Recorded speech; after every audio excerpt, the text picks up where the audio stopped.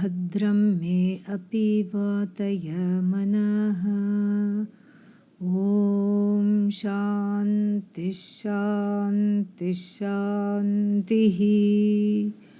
नमः श्री शंकरानंद, नमः Shri Shankaranand गुरुपादाम्बुजन्मने, गुरुपादाम्बुजन्मने। सविलासमहामोह, सविलासमहामोह ग्राहग्रासैककर्मणे, ग्राहग्रासैककर्मणे. We saw yesterday that the cause of samsara is the confusion between aham, I, and then idam, this. This and I, we also saw, whatever is referred to by the word this and whatever is referred to by the word I are two entirely different entities and two opposed entities. And what are the dissimilarities also we saw? I, sentient or insentient? Thank God, yes. So, sentient. I is sentient, and everything referred to by the word this is what? Insentient. Definitely. Insentient. No, but I say this dog is sentient. Dog is sentient, but when I say this dog, what is it that I'm objectifying? Body of the dog. And if I say this dog is aggressive, be careful, what am I objectifying? The temperament, the prana, the mindset of the dog, the mind of the dog. And so I'm not objectifying the I in the dog. When I say this person, then again I objectify what? The body, mind, sense complex of the person.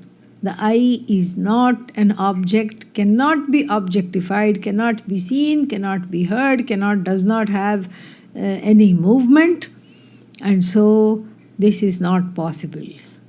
So anything that is referred to by the word this, insentient. When I say this body, same thing, insentient. This mind, same thing, insentient. And so anything that is there is insentient. I am sentient. And the second dissimilarity, what was that?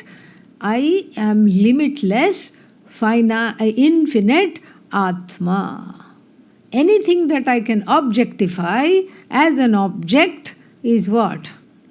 Limited, finite, coming to an end. And what is that called in Sanskritam? Drishta nashta swabhavaha. As you see it, it is deteriorating. As you look at it, it is gone, it is going. As one looks at one's face in the mirror, the lines are forming, micro lines. Wrinkles are there, they are coming. Hairs are graying. Yeah, you keep looking at yourself, you will see that happening. And so, whatever I objectify is what? Finite, coming to an end. Coming to an end. As you see it, it is going. Seen, gone. Born, gone. Whereas I, neither born nor gone, always is. Second dissimilarity, second opposition. Opposition means the two have nothing to do with one another. And what was the third one? I am the one that lights up everything that is called this. I am the lighter upper. I, as in consciousness, am the lighter upper of the whole insentient Jagat. In fact, the Jagat will not be evident unless the conscious being was there. Like even when we discover a planet, they say there are all these planets in what is called the Goldilocks zone. Goldilocks zone means neither too hot nor too cold. Right, just right for our stay. And we have to find something close by because we are destroying this planet. Yeah, we have to find something close by because if it takes hundreds of light years to reach the planet, what's the point? One will die on the way. So therefore, one has to find something close by, and then when the James Webb telescope looks at, it doesn't even look at the planet. It infers the presence of the planet by the electromagnetic field that it is emitting, and by the bodies around it, and it infers the mass, it infers the atmosphere. It is amazing what all you can do with astronomy. It infers everything, and it says, yes, you can destroy this planet because we have one more for you here. This is a good planet. And even that planet is what? Until now it remained undiscovered. Why? Because the instruments, the sensitive instruments like the James Webb telescope, had not been there until a few decades ago. So therefore, it was not found. Therefore, it was not found. It was not found means what? It is as good as not there. So many deep sea creatures are there. We don't even know their existence. They are as good as non-existence until the ocean scientists are able to find the instruments to photograph them. And then you get a weird photograph of a fish you have never even thought could look like this. Then we say we have discovered. We haven't discovered. It was already there. But it's of that body-mind sense of that. The fish was already there. It's called deep sea creature. But then we did not have a chance to say you exist. This mantra we say every day. Tameva bhantam anubhati sarvam. When I, the sentient being, lights up everything, then everything shines after me. This is so what is the third dissimilarity? The whole Jagat is dependent upon me to be cognized, to be lighted up. What about me? What am I dependent on? Another Atma. No. AI. AI has to discover me. No. AI stands for another Ishvara. Okay? Yeah, so AI has to discover me. No. I am the one who ratifies my own existence, and then what else? And then everything else also, every other existence also, I validate.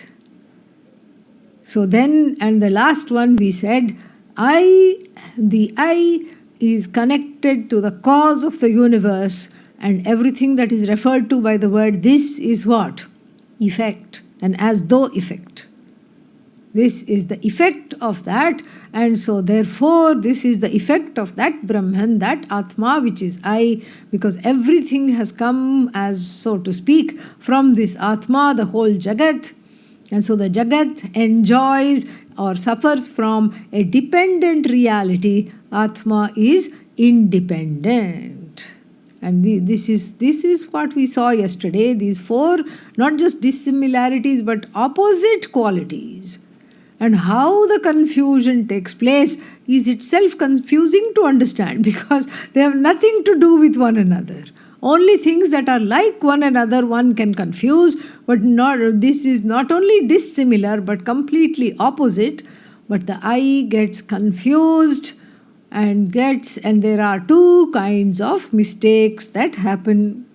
And what are they? The mistake is called adhyasa. The first mistake is anatmani atma adhyasa, meaning looking for the infinite in and through finite objects, situation, people, and then events, etc. Looking for the infinite in all the places where the infinite is not. This is the thing.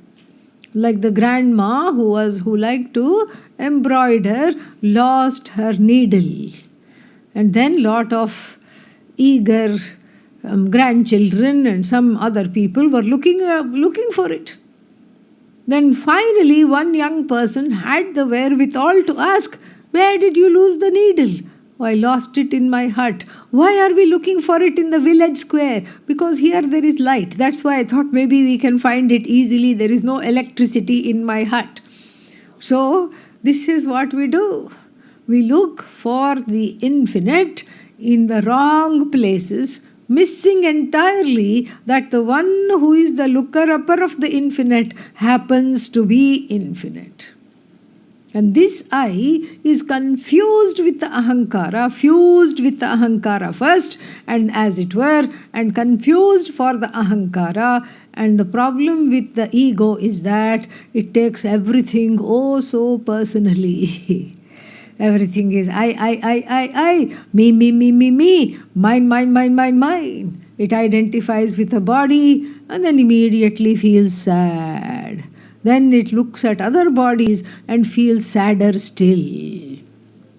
Look at that body, so fit and so wonderful, and look at this body. And sometimes what it does, it remembers things. So it says, "Oh, 15 years ago, what a wonderful body I had. And now everything is sagging." Yeah.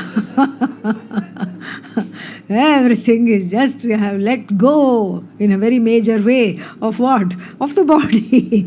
In the sense that I don't know how to maintain it anymore. Everything is sagging. And then after going to the gym every day, one small muscle will come after 2-3 months. And then tiny little muscle, not like that Popeye. You know that Popeye, that one, the fellow, the cartoon character that eats spinach. You know, that I always used to be very amazed, because he will open one tin of spinach and eat, and boing, one muscle will grow here. I suppose it's for children to eat their vegetables. This is the teaching there, but it's not like that. When you go to the gym, it's not like that at all. No boing, no muscles, nothing like you see in the pictures. After 2-3 months of really working on every machine that is there, then one small muscle will come. Yeah. Then what happens? You catch the flu, all right, yeah. And then 2-3 days you don't do, and that's gone, completely gone. What took 3 months to attain is gone in 3 days. And very sad, but this is the state of the body. This is how it is.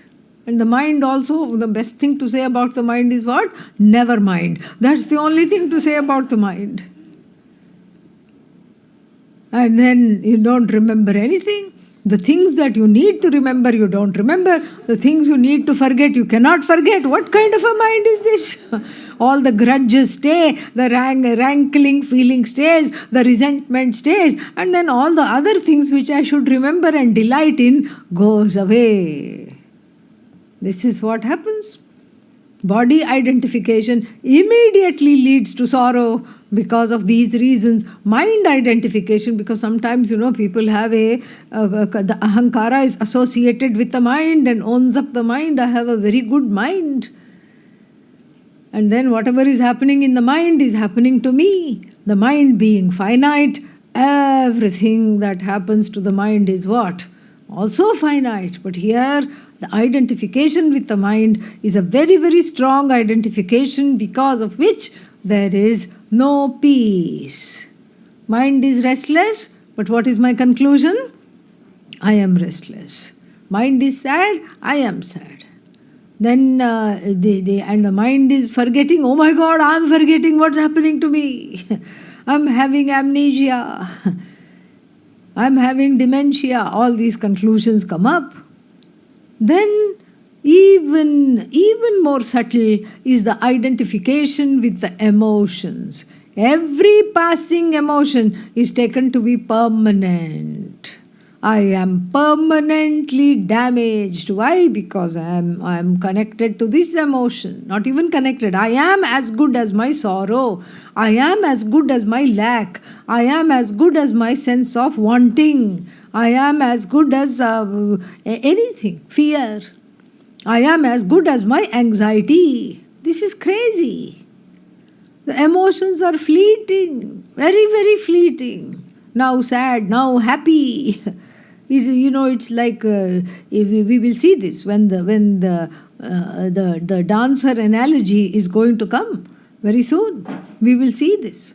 When the dancer dances, 1 minute she shows a happy expression because that's what the lyrics demand. Another minute she shows a frightening expression because this is the mother goddess ready to dispose of a few asuras, and so she has to have a frightening expression. And then another time she is calm. So like this, every emotion is fleeting. But what do? We make a home for it. We enshrine it. Put a garland on it because we are looking at the emotion and then thinking that I am defined by my sorrow, I am defined by my depression, I am defined by my anxiety because I am as good as the anxiety. Do you see how that itself should make one anxious? You see how the connection to the finite emotions immediately causes pain, sorrow, etc. This is the first kind of adhyasa. There are many, many kinds, but we will only deal with the two main ones. The first kind of adhyasa is looking for the finite looking for the infinite in finite places, people and things. Not recognizing that what I want is the permanent and I am that permanent, and so I look for everything in temporary places, and then having found something that I like, I try to make it permanent. How are you able to make the body permanent? I will eat some berries, antioxidants. Antioxidants I will eat, and then I will find many things to keep the body going. New things keep coming. There's a whole thing. There is a face yoga. I never heard of this. Yeah. I thought yoga included the face also. No, there is a special face yoga. Why should I need to face this face yoga? The face yoga is important because all the lines should recede and everything should be smooth. And one should look 25 when one is 75. That is why face yoga. And even the swamis are not spared. I saw one person after a long time, he had gone away to India, then he came back, and then he came to attend some retreat, and the next day, one day he came, he just greeted me and left. Next day he brought some packet. Here, this is for you. I said, thank you, but what is it? I thought it was something nice, like chocolates or something. But anti-wrinkle cream. She said, open it. Swamini ji, I have not seen you in 2-3 years, but there are lines coming, and right now is the time to attack the lines. I said, what lines? Where? I had no clue what he was talking about. No, on your face there are lines and wrinkles are coming. Now is the thing, and this is the very best cream that money can buy. Somewhere it has come from, abroad somewhere. And tiny thing. And then I saw the price and I almost had a heart attack. I said, oh my God. Yeah. And I said, why did you spend so much money? You are worth it, Swamiji. So then I, in front of him only, I gave that to somebody else who just jumped for joy. Oh my God, this has been my dream. I said, have it, take it, use it. So much is the effort to make the finite into infinite. And this is what is the first kind of adhyasa. The mistake is trying to make the temporary into permanent. The temporary is temporary because it is not permanent. And when I try to make the temporary permanent, I get exhausted, I get sad, I get upset.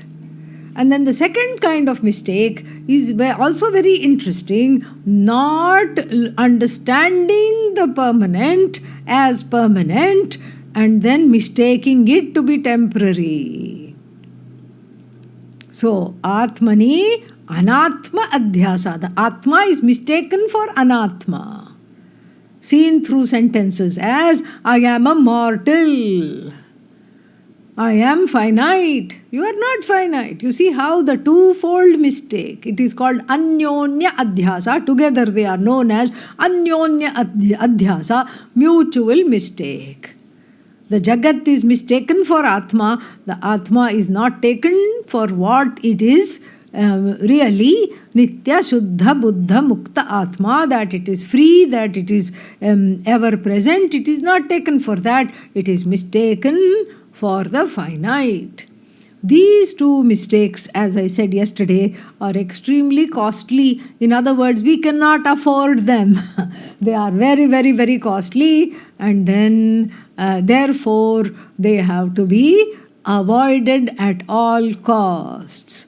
And how do we avoid this mistake? The Panchadashi says that in addition to the idam vritti, in addition to the aham vritti, there is what? This does not constitute the I. The aham vritti and the idam vritti have a boss, which is not a vritti, which is not a thought form. The thought that objectifies the Jagat, this thought, this cognition, and the thought that objectifies the ahankara, I cognition, is overseen by that which is free of all cognitions. It is self-cognized, and what is that called? Sakshin, the observer. Sakshi, witness. This witness is consciousness as it obtains in relation to the manifest universe. We call the Atma. The Atma gains a new name, witness consciousness. The consciousness that is as though qualified by the role of witness. And what does this witness do? It observes the idam and it observes the aham as well. It observes the world of this, and it also observes the ahankara, which tries to think of itself as the ultimate. How does it do that? Because it shines the light on everything that needs to be observed through the senses, by blessing the mind, by blessing the senses. Because of that light of consciousness, the Sakshi is able to illumine. Sakshi means I. This Sakshi, I, am able to illumine the things in the Jagat. And as soon as the things in the Jagat are called out, named, I will have an opinion. Who is this I now? Ahankara. Oh, I like this. I love this. I hate this. This ahankara will have opinions. And the fact that I am having a judgment, how do I know? Ahankara cannot know itself. The Sakshi illumines. Especially if one has been studying for some time Vedanta, then one knows. Oh, okay, here is where I am getting too judgmental. I need to drop. I need to stop. Oh, here is where I am taking things too personally. I need to stop. And so, who is the one who is shining the light on the ego that takes things too personally? Who is the one shining the light on the ego that has caught hold of the emotions or is caught hold by the emotions and is in the grip of the emotions? Oh, I am overreacting. Is this ahankara or Sakshi? Who is illumining this? Sakshi. Yes, this is a quiz. You can ask yourself this. And the fact that the answer doesn't come quickly shows the extent of this confusion. Yeah, everybody has it. Shows the extent to which the confusion is so thick, I'm not quickly able to say. Oh, I'm overreacting. Who is that? Ahankara or Sakshi? The Sakshi observes the Ahankara undergoing a reaction, and then there is a separation between Sakshi and Ahankara. Why? Because the Sakshi transcends the Ahankara, therefore it is able to illumine the suffering Ahankara. So when one says, I am sad, you are not really saying I am sad. What are you saying? I am seeing that I am sad. I am the observer of my sadness. This is the new way to recognize oneself. Vedanta does not deny emotions. It does not deny sorrow, anxiety, etc. But what it says is that you are not the bunch of emotions. You are not the body. You are not the mind. You are not the senses. You are Sakshi, and that Sakshi Chaitanya, that Sakshi in the consciousness in the form of the observer lights up everything that is the object of this thought, this vritti, and also lights up what? The aham vritti, the ahankara also it lights up. Lights up the ahankara and lights up the objects. The ahankara is always having reaction to the objects. It lights up the reaction also. Lights up all the reactions.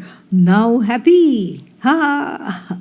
Yippee! Yay! Ow! As soon as I said yay, I got a catch here. So then, now in pain. Now sad. Now angry. Now bored. All this is lit up not by the ahankara. The ahankara has identified with all these emotions and all these ways of being, but by the sakshi. So who should I identify with? Ahankara or sakshi? Sakshi. This is a new I, a brand new I, and it takes a little time to just shift the perspective. We have to keep on shifting the perspective, and we have to remember to say what? When as soon as you think, I am so upset, two things we can say. One is, I am the observer of upset. If I was really one with the upset, I will not be able to observe it. Because any movement, if there is a movement, to observe the movement, you need something that is stationary. Once I was sitting in the plane, waiting for it to take off. And then what? There was a plane in the next, what is that called, bay. It was there also. That was also waiting to take off. And then the plane I was in, my plane started to move and push back from the jet bridge. And then that one also started to move at the same time and push back. Maybe the departure times were the same. That also started to move, and I was confused. I'm looking at the window. I'm thinking, are we moving or is that one moving? I really could not tell. And then finally what happened was that plane stopped. And then I was able to say, oh, okay, it is this one that is moving. So if everything is in motion, ahankara is in motion, and this vritti is in motion, everything is changing. I am not able to be the observer. I cannot observe movement. So therefore the ahankara is useless to observe any changes, because the ahankara itself is a changeling, keeps on changing. So therefore we need something that is stationary, something that is there all the time, unchangingly so. What is that? Sakshi. This Sakshi, this light, is like the sun. It lights up everything. It lights up all the wonderful things. So if you go around and then you see under a tree, some people are sitting, enjoying reading or chanting the Bhagavad Gita. What does the sun do? Shines. Under another tree, there is a set of people plotting a bank robbery. Haha. Does the sun stop shining there? No. The sun shines there also. Equally, I might add. Equally it shines. The sun shines there also. And then let's go to the third tree. What's happening under it? Nothing. There also the sun shines and shows me that there are no people under this tree. There is nothing going on under this tree.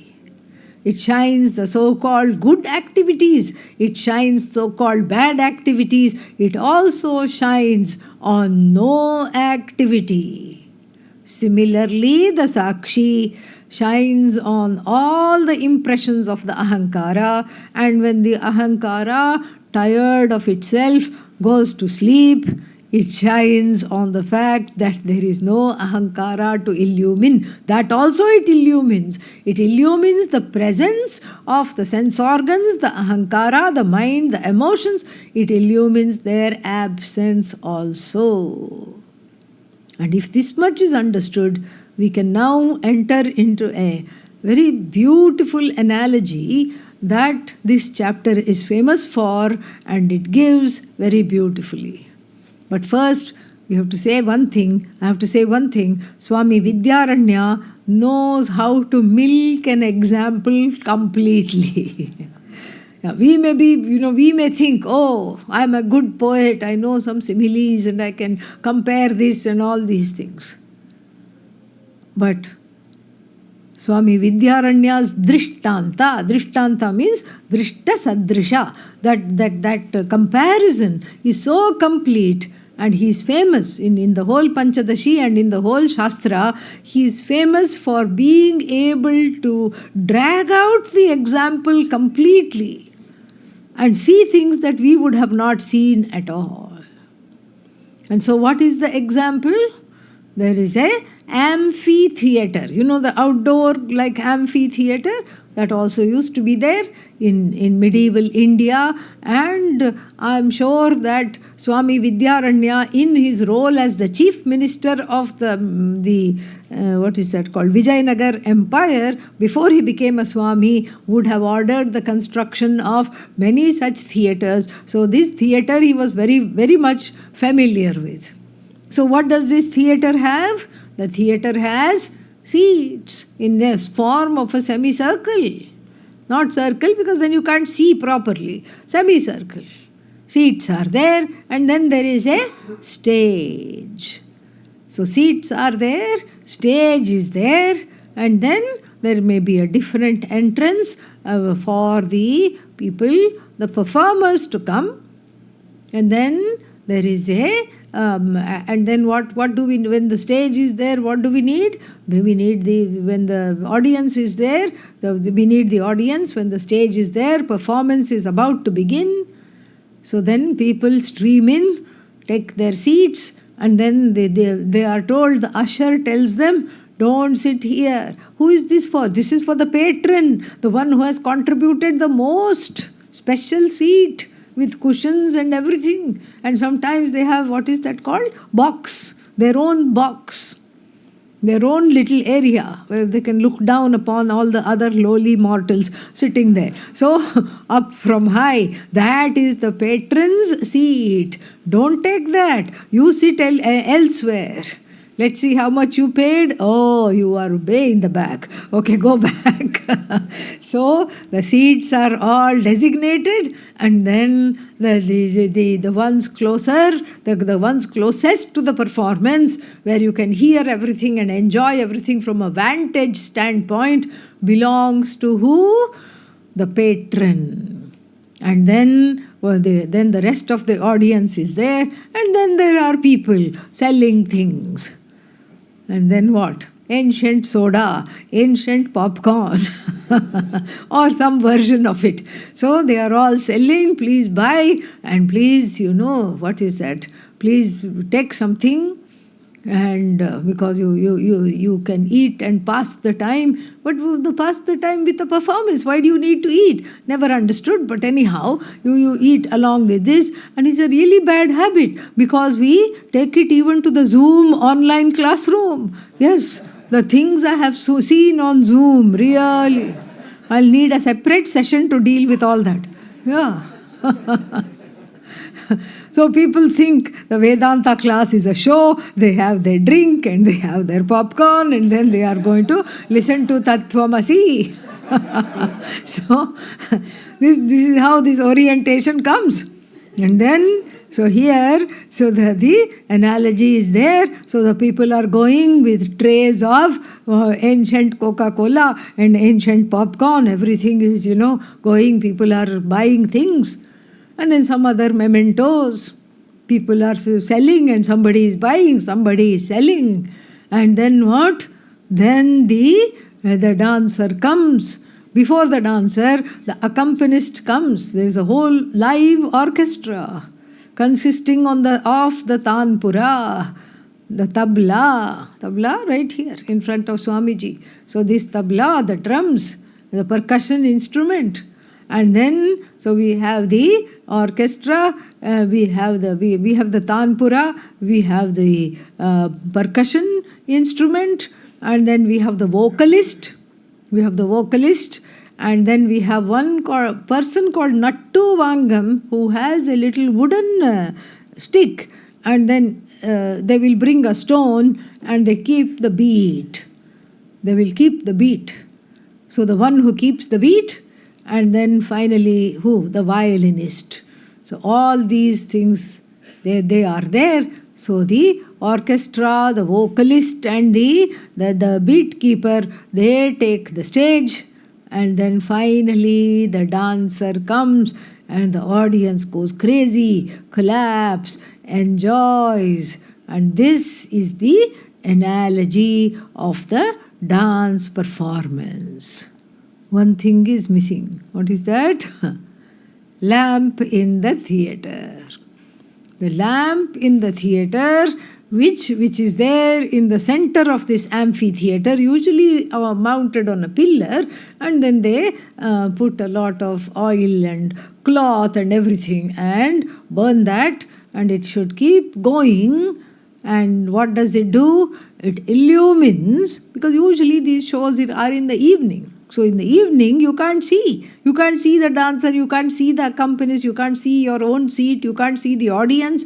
And so therefore the lamp should be there right in the center, the unmoving lamp, and the lamp that lights up the stage on this side, the lamp that lights up the audience on the other side, the lamp that lights up the Prabhu. Prabhu means the patron of the performance, the one who has hosted this performance and given lot of money to bring the dancer, to bring the vocalist, to bring all the people. And then it lights up all of them. It lights up the dancer and all her movements. And then it also lights up something very important. When the performance is done and all of them are gone, it lights up the absence also. A very, very fantastic analogy which he will unfold part by part. And this analogy, just for your reference, is there from verses 11 to 15, and we can chant verses 11 and 12 we will chant. You can just repeat after me, those who have the text. नृत्यशाला स्थितो दीपः, नृत्यशाला स्थितो दीपः, प्रभुं सभ्यांश्च नर्तकीं, प्रभुं सभ्यांश्च नर्तकीं, दीपयेदविशेषेण, दीपयेदविशेषेण, तदभावेऽपि दीप्यते, तदभावेऽपि दीप्यते, अहङ्कारं धियं साक्षी, अहङ्कारं धियं साक्षी, विषयानपि भासयेत्, विषयानपि भासयेत्, अहङ्काराद्यभावेऽपि, अहङ्काराद्यभावेऽपि, स्वयं भात्येव पूर्ववत्, स्वयं भात्येव पूर्ववत्. We'll see this in the evening. Om Purnamadah Purnamidam Purnat Purnamudachyate Purnasya Purnamadaya Purnamevavashishyate. Om Shanti Shanti Shantihi. Harihi Om Shri Gurubhyo Namaha. Harihi Om. Thank you very much.